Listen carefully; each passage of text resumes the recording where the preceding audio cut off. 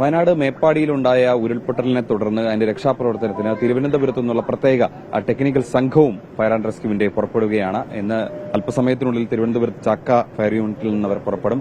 ഇതിനായി പ്രത്യേക ഒരു വാഹനം സജ്ജീകരിച്ചിട്ടുണ്ട്. സാർ, ഈ വാഹനത്തിന്റെ പ്രത്യേകത എന്തൊക്കെയാണ്? അവിടെ നമ്മൾ ആദ്യമായിട്ടാണ് കേരളത്തിൽ ഇത്തരം ഒരു സംവിധാനം ഉപയോഗിക്കുന്നത്. അതെ, ഇത് നമ്മുടെ വയനാട് പ്രളയബാധിത സ്ഥലത്തേക്ക് അവിടുത്തെ കമ്മ്യൂണിക്കേഷൻ സിസ്റ്റം പൂർണ്ണമായും തകരാറിലാണ്. അപ്പൊ നമ്മുടെ ജീവനക്കാർക്ക് പരസ്പരം ആ ഒരു കമ്മ്യൂണിക്കേഷൻ കിട്ടുന്നതിന് വേണ്ടി ഉള്ള ഒരു ബേസ് സ്റ്റേഷൻ അതിനുവേണ്ടിയുള്ള വാഹനമാണ്. അപ്പൊ ഈ വാഹനം അവിടെ കൊണ്ട് നമ്മൾ സ്ഥാപിച്ചു കഴിഞ്ഞാൽ നമ്മുടെ ആ ഒരു ചുറ്റും ഒരു 5 കിലോമീറ്റർ റേഡിയസിനകത്ത് നമുക്ക് വയർലെസ്സിലൂടെയുള്ള കമ്മ്യൂണിക്കേഷൻ സിസ്റ്റം സാധ്യമാവും.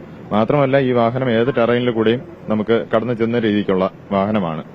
അതുപോലെ മാസ്സായിട്ടുള്ള കാഷ്വാലിറ്റി അവിടുന്ന് ട്രാൻസ്പോർട്ടേഷൻ ഇത് ഉപയോഗിക്കാം, നമ്മുടെ എക്യുപ്മെന്റ്സ് കൊണ്ടുപോവാം. അങ്ങനെ പലതരത്തിലുള്ള ഉപയോഗം ഇതിനുണ്ട്. ഇപ്പൊ നമ്മൾ ഈ വാഹനത്തിൽ കൂടെ പോകുന്നത് നമ്മുടെ സ്കൂബ ഡൈവിംഗ് ടീമുണ്ട്, അതുപോലെ നമ്മുടെ സ്പെഷ്യൽ ടാസ്ക് ഫോഴ്സ് പോകുന്നുണ്ട്, അതുപോലെ നമ്മുടെ സെൻട്രൽ വർക്ക്ഷോപ്പ് ടീം അവരും പോകുന്നുണ്ട്. ഏതെങ്കിലും വാഹനങ്ങൾക്കോ ഉപകരണങ്ങൾക്കോ എന്തെങ്കിലും തകരാറ് സംഭവിച്ചു കഴിഞ്ഞാൽ അതെല്ലാം പരിഹരിക്കുന്നതിനായിട്ട് ഇത്രയും ടീം അതുപോലെ ഉപകരണങ്ങളും ഈ 2 വാഹനങ്ങളുമായിട്ട് നമ്മളെ തിരുവനന്തപുരം റീജിയണൽ ഫയർ ഓഫീസറുടെ നേതൃത്വത്തിൽ ഇവിടുന്ന് പോകുന്നതാണ്.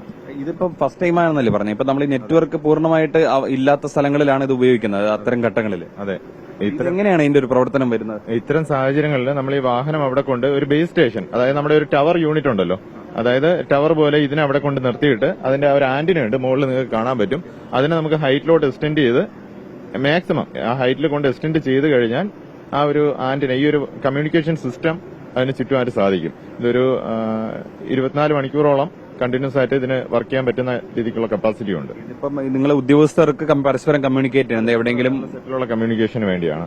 എവിടെയെങ്കിലും കുടുങ്ങി കിടക്കുന്ന ആളുകൾക്ക് പരസ്പരം അറിയിക്കാനൊക്കെ ഉപയോഗം. രക്ഷാപ്രവർത്തകർക്ക് കൃത്യമായിട്ടുള്ള ആ ഒരു കമ്മ്യൂണിക്കേഷൻ സിസ്റ്റം ഇതുവഴി സാധ്യമാവും. ടെലിഫോണൊക്കെ, നമ്മുടെ മൊബൈൽ ഫോൺ പല സമയത്തും അത് നമുക്ക് വർക്ക് ആവുന്നില്ല. അപ്പൊ അതുകൊണ്ടാണ് നമ്മൾ ഈ വാഹനവും ഇത്രയും ആൾക്കാരെ ഏറ്റവും കൂടെ അയക്കുന്നത്. ദുരന്ത മേഖലയിലേക്ക് ആദ്യമായിട്ടാണ് ഇങ്ങനെ ഒരു വാഹനം ദൌത്യത്തിലേക്ക് പോകുന്നത്. അതെ, തീർച്ചയായും. 7 അംഗമാണോ ഉള്ളത്?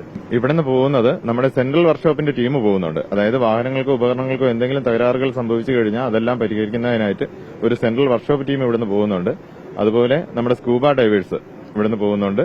അവരുടെ എക്യുപ്മെന്റ്സ്, സ്കൂബ ഡൈവിംഗ് സ്യൂട്ട്സും അതുപോലെ ബ്രീത്തിങ് അപ്പാരറ്റസ് എല്ലാം കൊണ്ടുപോകുന്നുണ്ട്.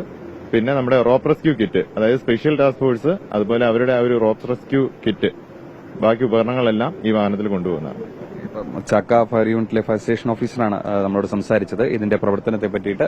ഈ വാഹനം അല്പസമയത്തിനകം തിരുവനന്തപുരത്ത് നിന്ന് പുറപ്പെടും, നേരെ വയനാട് ദുരന്ത മേഖലയിലേക്കാണ് പോകുന്നത്. അവിടുത്തെ കമ്മ്യൂണിക്കേഷൻ, താറുമാറായ കമ്മ്യൂണിക്കേഷൻ സിസ്റ്റം അത് പുനഃസ്ഥാപിക്കാൻ വേണ്ടിയിട്ടുള്ള, അത് ഉദ്യോഗസ്ഥർക്ക്, രക്ഷാപ്രവർത്തനത്തിൽ ഏർപ്പെടുന്ന ഉദ്യോഗസ്ഥർക്ക് പരസ്പരം കമ്മ്യൂണിക്കേറ്റ് ചെയ്യാൻ വേണ്ടിയിട്ടുള്ള ആധുനിക സംവിധാനങ്ങളാണ് ഈ വാഹനത്തിലുള്ളത്. ആദ്യമായിട്ടാണ് കേരളത്തിൽ ഒരു ദുരന്ത മേഖലയിൽ ഈ വാഹനം ഉപയോഗിക്കുന്നത്.